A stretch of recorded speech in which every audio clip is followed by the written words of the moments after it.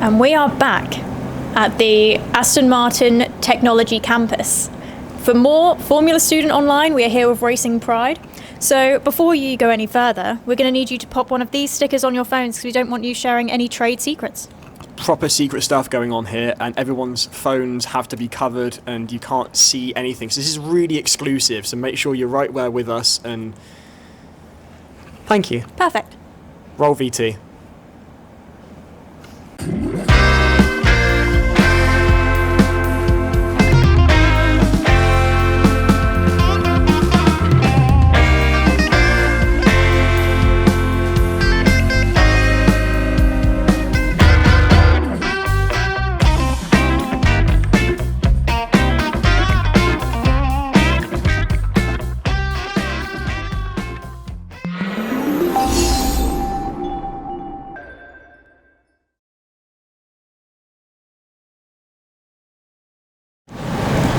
Welcome back to another edition of Formula Student Online. I'm Giles Cosgrove, she's Sheryl Bucknell, and we are in a really cool location. We're at Aston Martin Aramco Formula One team.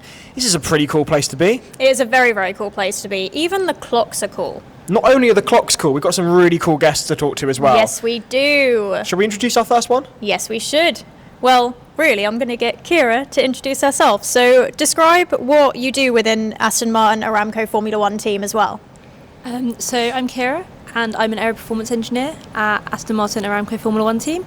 And so basically, I spend all my time looking at the aero data from the car and the wind tunnel. Is that what you studied at university as well? Yes, so I did aeronautics and astronautics at Southampton. So quite similar to what I'm doing now. So you were team lead at Southampton's Formula Student team, and now you're here, so clearly it's a good thing to be getting involved with in Formula Student. Why did you specifically want to get involved with Southampton and FS? So I think I first saw the Formula Student cars when I was looking around universities, and then when I joined Southampton there was an opportunity to join the team, and they let you join from your first year. So I signed up, and I realised that building a race car is a pretty cool thing to do, and it gave me a lot of exposure to things that I wouldn't have necessarily got through just the degree course and other facilities within the university and things like that. So was Formula One always the end goal for you, or did Formula Student open up your eyes to a lot of career possibilities? So Formula One wasn't originally the end goal for me.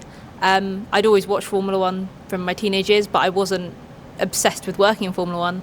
And then I decided doing Formula Student, and it showed me that I could, and I started meeting people that were working at Formula One teams or had done placements there. And then I thought, actually, this is quite interesting. I think I'd like to do something like that. So going back to your Formula Student days, what are some of the biggest highlights for you and the biggest challenges that you faced in Formula Student? So I think probably the biggest highlight was when we got an electric vehicle running at Southampton for the first time. So it'd been a long few years of not really having the car built. But obviously there was a lot of challenges with that, and getting a battery, that was a really big challenge. Multiple years of thinking we were nearly there and never quite getting there, that was hard. And I think also just generally, it can be quite a competitive environment, and just existing within that environment with everyone trying to do similar things and sort of making sure that you were doing good stuff yourself, but not worrying too much about what others were doing in terms of careers or placements or things. I think it can be quite challenging in that way. Yeah. So I can imagine that Formula Student takes up a lot of time. I'm sure you know how much time it takes up. It's a religious experience. Yeah. So is there any advice you would give to the current students in Formula Student about managing their time, especially with being team lead as well? I think the first thing is to not forget that you are at university to do your degree. Obviously everyone does a lot more Formula Student than their degree, but remembering that. Making lists or having a planner, making sure you know when you're doing what, and making sure that you don't forget your university deadlines. I had, for my final year, a list of when all my deadlines were, so I knew what university deadlines I had to meet. I had a massive OneNote that had literally everything I had to do for modules and Formula Student, and I think something like that's really important. How long was that OneNote? Long, really long. I can pages imagine. and pages. Yeah, I can imagine. Printing that, you need a whole tree. Yeah, it stayed on my iPad. I'm glad it did. I'm sure there's a lot of forests out there that are also glad of that. So when you were at Southampton, you won the Racing Pride Aston Martin Award for Diversity and Inclusion, which is a huge award within Formula Student. You get a tour of the factory here, and now you're working here, which must be quite a surreal experience to go from winning that award to actually working here. What did you get out of taking part in that, and how did Southampton go about winning it? So I think a lot of what we got from the award was actually what we did in order to win the award. So winning the award was a really great experience. But I think the stuff that really helped us was the effort we put in so that we were in a place that we could win. So we tried to introduce a lot of different things. Southampton and a lot of Formula Student teams historically hadn't done a lot for inclusion, and I think that's where probably the award came about from, I imagine. So we started doing things like we had 2 people inside we had a PR department, and they were really interested in diversity and inclusion as well. So they started helping us, and we did well-being things with our members. We sent out information, so we made documents on if you're struggling with money, for example, which is something that can affect a lot of students. Where can you go for help within the university or externally from the university?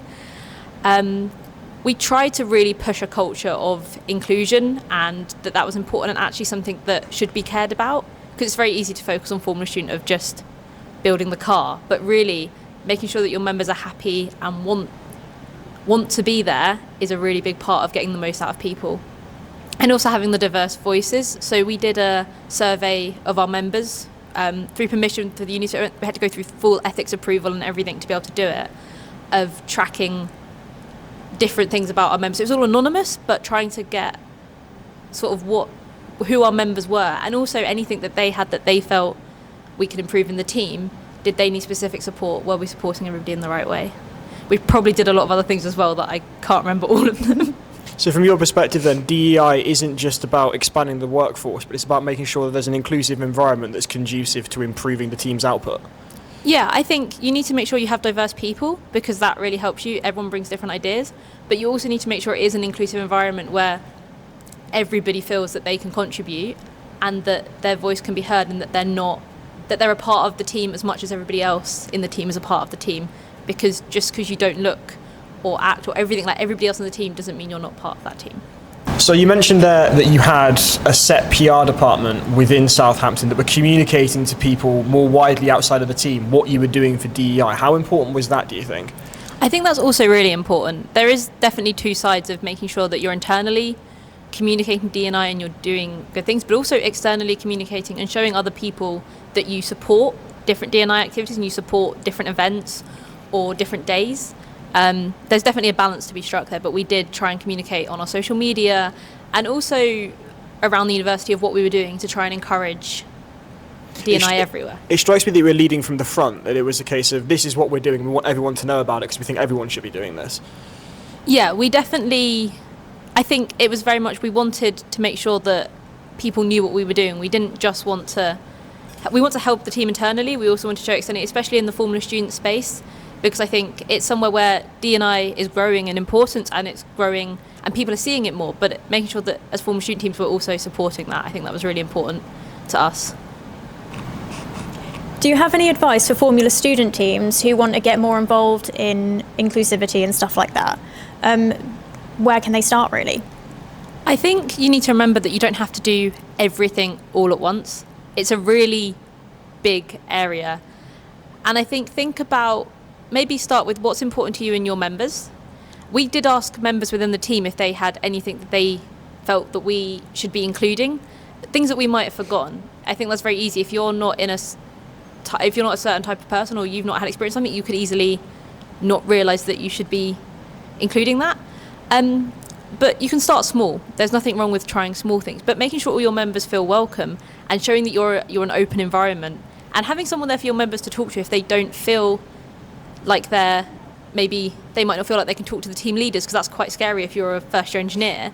But we had people in our wellbeing team that were there every week on one of the cafes on campus, and anyone could go anonymously and chat to them, and they could signpost to better resource for help or help them if it was something they could do in the team, and flag any concerns anonymously back to us so we could act on them. And I think something like that's really important to make sure your members know they include. I think the rest of it comes after that. what I'm hearing here is it's not just a case of putting on a front, because I've spoken to some teams, I won't name them, but they seem to think that just by changing their logo to the Pride flag colours, that covers it. But there's a very clear initiative going on behind the scenes, and there's actual practical things happening. It's not just a case of, for lack of a better phrase, pride washing. Yeah, you need to actually be doing things, and I think if anything, that's probably more important than necessarily just trying to pretend you're doing things or show you're doing things. I think really doing the things internally and then also externally to help with the messaging, I think that's really helpful, but not one or the other really works on its own, I think. So you were team lead at Southampton, a big part of this initiative, and now you're working here at Aston Martin Aramco Formula One. How do graduates best position themselves to get these top tier roles? Because undoubtedly they'll want to be where you are. How do they get here? I think something to remember is any engineering experience is good experience. You don't have to do a placement at a Formula One team to get a graduate job at a Formula One team. And you don't really have to do something directly related to what you want to do here. I think just putting yourself out there and getting experience, whether that's through Formula Student or other types of placements or voluntary work, I think it all helps, and not putting too much pressure on yourself to try and just do Formula One. I think it's time to geek out, because you do something really, really cool. You analyse the data for the aerodynamics, which is pretty sick. So what does that entail exactly? So we look at a lot of different data coming off the car, out the wind tunnel, just a lot of data analysis and processing, and then writing those results and feeding them back to both the Traxxas team and the aero team in a way that is understandable and clear for them. So is that what you do, in the sense of like you collect the data and then you pass it on, and analyze the data and then pass it on to the designers, or is that something that you do as well? Because I understand that there are a lot of areas within aerodynamics which I am now only just learning about, and it's a lot more in depth than I think people realise. So could you tell us a bit more about that? So I don't actually do any design. I am much more on the data side of things. There's a whole team of aerodynamicists who design the aerodynamics of the car, and then there's also a team of model designers and who do the more actual structural design of things like the wind tunnel model. So I'm not involved in any design at all. So you take the designs. So is that in CFD, or is that taking track data? Or is it a combination of the two? So we look mostly at the track car, but yeah, we just pass that info on.